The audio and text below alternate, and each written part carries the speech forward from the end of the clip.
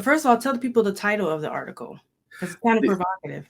Yeah, the title of the article is Plantation Christianity. Now, plantation.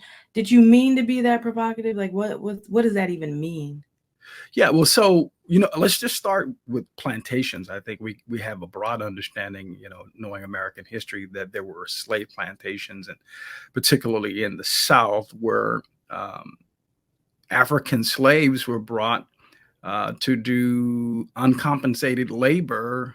They had no freedom. They couldn't obviously leave. They were enslaved people. So we understand that imagery of what a plantation is. It's a open air prison, for lack of a better term, where people are not free. They're dominated. Their bodies are violated at will. They're beat if they don't comply with the master's expectations. So there's a large amount of African Americans, right? This is the imagery, and a small amount of white people, and the white people control the environment. So that's a plantation. All right. So then you take that part of it, Uh-huh. and then you add Christianity to it. It seems like that those things don't mix. But what I mean to the imagery that I mean to bring forward in that term and that title is that there are some churches where you have large Black memberships, uh, largely evangelical for the most part, but not always, but largely evangelical, where the membership is largely majority Black, but the leadership is white.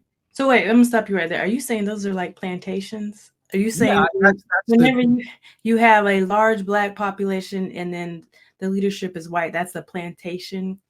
well, that's a major component. So let me be clear, and if you read the article, you'll know what constitutes a plantation church. But certainly that's the beginning. In other words, if I look at a church and I see that dynamic, then my curiosity is piqued.